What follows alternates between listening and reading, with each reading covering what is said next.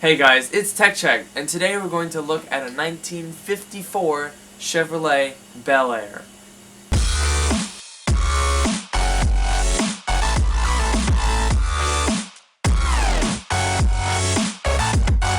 In 1950, Chevy introduced a new model for the American market, the Bel Air.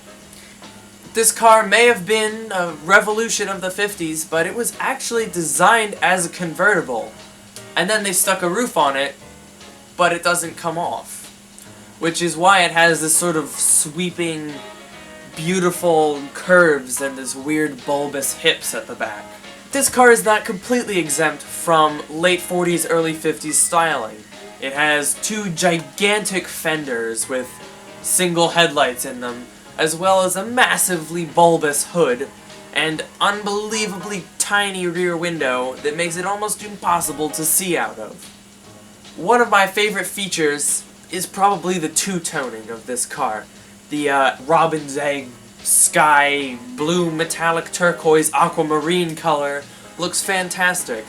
And with the white stripe that says Bel Air on the doors, and the eggshell white roof on the top, it's a beautiful color scheme. And of course, it wouldn't be a 50s car if it wasn't covered in chrome! Chrome, chrome, chrome, chrome, chrome! So enough with the exterior, let's take a dive inside the car. Now basically the seats in this thing are like two giant squishy sofas. There is no divider in the seats, no armrest except for on the doors, but there's no center console, it's all open, and it's unbelievably comfortable. Now let's talk about interior convenience. As you would expect for a modern car of 1954, it has quite a lot of modern features, such as an AM radio with a speaker. Yes, a speaker. The other thing we have are a multitude of ashtrays, and also quarter panel windows that have a little windy thing so that you can open and shut them. We also have such luxuries as a clock and turn signals, a roof dome light. We also have a heater, and underneath the dashboard, a factory 1954 defroster. That's pretty cool. Now let's talk about safety. And being a car of the 1950s, pretty much there isn't any. The dashboard is made out of steel. There are no airbags. Just steel. There's also no airbag in the steering wheel, which is also made of steel. Seatbelts? Not gonna happen. What we have instead is in the back seat, a weird little strap thing that I presume you hold on to when you're going around a hard corner so that you don't... Yeah. We don't even have headrests, so that if you get rear-ended, as well as having the back crumple up, you're also going to whip back your head and break your neck.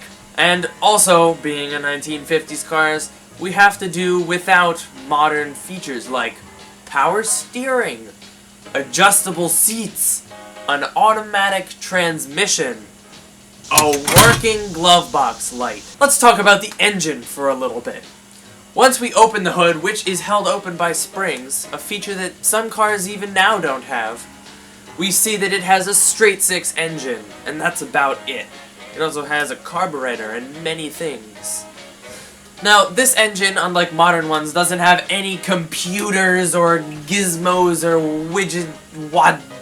or any sort of assistance at all. You have to set the timing yourself. All the points and the distributors are up to you to get it right. There's also a wire here that isn't plugged into anything, and I hope it isn't important because it looks like it is. Now this straight-six engine produces about 110 horsepower, which is similar to a modern-day Chevy Cruze. Except a modern-day Chevy Cruze weighs about half as much as this car, which is very nearly 2 tons, because it's made out of iron and steel.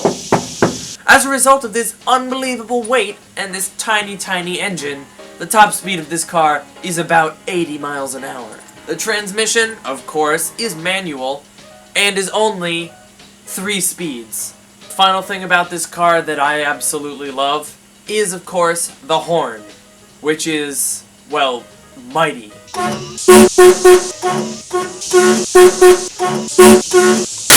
Well, that's all we have for today. Hopefully tomorrow I can give you a bit of the backstory on the rocky road that it took to get this Bel Air from the dealership to the garage. But we'll see what happens with that.